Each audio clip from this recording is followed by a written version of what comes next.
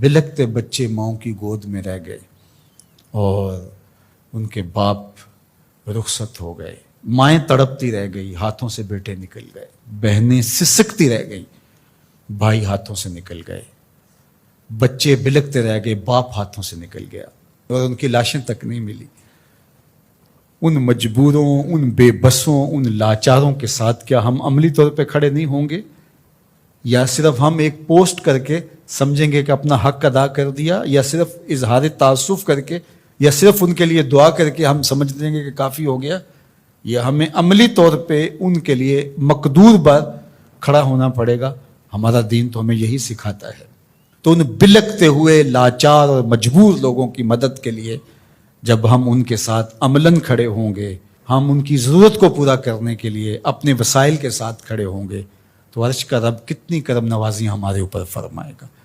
اس لیے میں آپ سے کہوں گا کہ مختلف محلوں میں مختلف مساجد کی انجمنیں باقاعدہ فنڈ کر کے، باقاعدہ وہاں جا کر کے ان لوگوں کی مدد کریں، عملی مدد کریں، اور اس میں دیر نہ کریں۔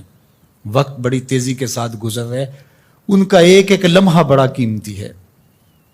ایک وقت کا کھانا کھایا ہے تو دوسرے وقت کا کھانا نہیں ہے۔ کھلے آسمان تلے پڑے، وہاں خیموں کی ضرورت ہے، وہاں ادویات کی ضرورت ہے، وہاں پکے ہوئے کھانے کی ضرورت ہے۔ تو ہر بندہ جس کو اللہ نے توفیق دی ہے وہ ان کی فوری مدد کے لیے بھی پہنچے، اور ان لوگوں کی ضرورت جو اس سیلاب کے ریلوں کے گزر جانے کے بعد ہے، بعد میں بیٹھ نہ جائے، بعد میں بھی ان کے مدد کے لیے کوئی ایک مکان تعمیر کر رہا ہے، کوئی 2 مکان تعمیر کر رہا ہے، کوئی 10 مکان تعمیر کر رہا ہے۔ میں یہ کہہ رہا ہوں کہ ہر مسجد کے نمازی مل کے ایک ایک مکان اپنے ذمے لے لیں تو پاکستان کے اندر جو لاکھوں مساجد ہیں تو لاکھوں مکان ان کے بن جائیں گے۔ صرف مسجدوں کے نمازی مل کے، پورا محلہ 200 500 300 گھروں کا ایک محلہ ہوتا ہے، تو صرف وہ ایک ایک مکان اپنے ذمے لے لیں۔ یہ جتنے سکول ہیں، سرکاری ہیں، پرائیویٹ سکول ہیں، یہ ایک سکول 1 2 3 3 مکان اپنے ذمے لے لیں۔ ہر فیکٹری اپنے ذمے ایک ایک مکان لے لے۔ یہ جتنے پیٹرول پمپ بنے ہوئے ہیں، یہ ایک ایک 2 2 4 4 جو ہے وہ مکان اپنے ذمے لے لیں۔ پیرانے الزام 2 2 4 4 10 10 مکان اپنے ذمے لے لیں۔ ہر آستانہ اپنے ذمے مکانات لے لیں۔ تنظیمات الگ جو کام کر رہی ہیں، اللہ ان کو مزید توفیقات سے نوازے، جن کو توفیق نہیں وہ بھی اس کام میں آگے آئیں۔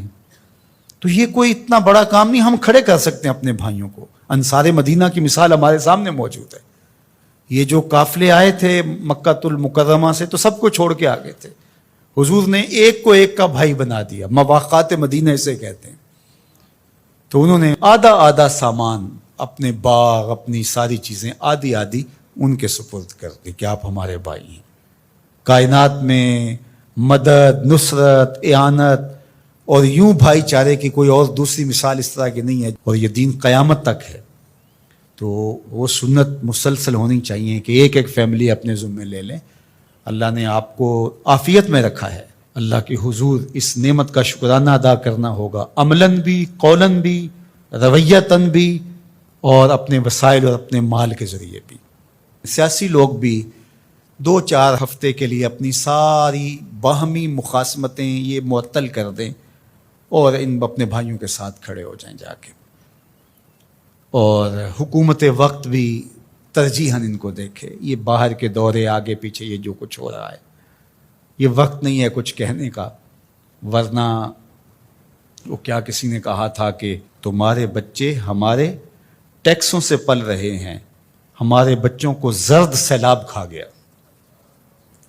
ہمارے بچے پانی میں بہہ گئے،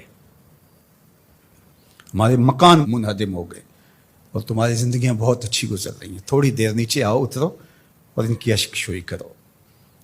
جو بیرونی ممالک سے امداد آئے گی، جو یہاں سے، اس کو منصفانہ طریقے کے ساتھ ان تک پہنچاؤ۔ ایسا نہ ہو کہ گندم کی بوریاں سڑ جائیں اور لوگ بھوک سے مر جائیں۔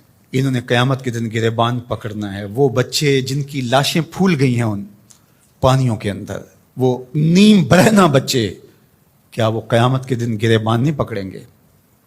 کیا جواب دے سکیں گے ہم اللہ اس کے رسول کے سامنے؟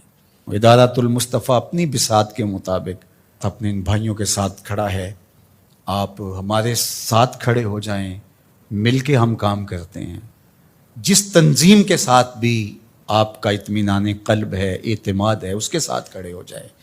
یہ بڑی تیزی کے ساتھ کام کرنے کا وقت ہے, زیادہ سوچنے کا وقت نہیں ہے. فوراً کسی کے ساتھ جڑ جائیں, خود چلے جائیں, دوڑ پڑیں وہاں.